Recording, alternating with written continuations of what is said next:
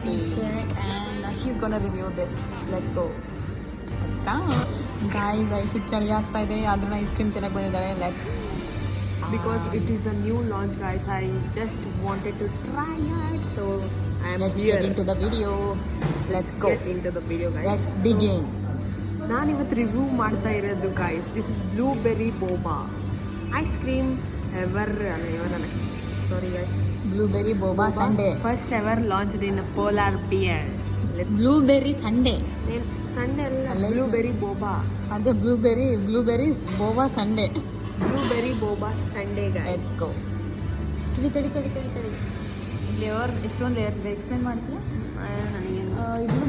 ಇದು ಬೋಬಾ ಇದು blueberry flavour ice blueberry ice cream and this is like cream layer and this is boba and this is ice cream, vanilla ice cream, right?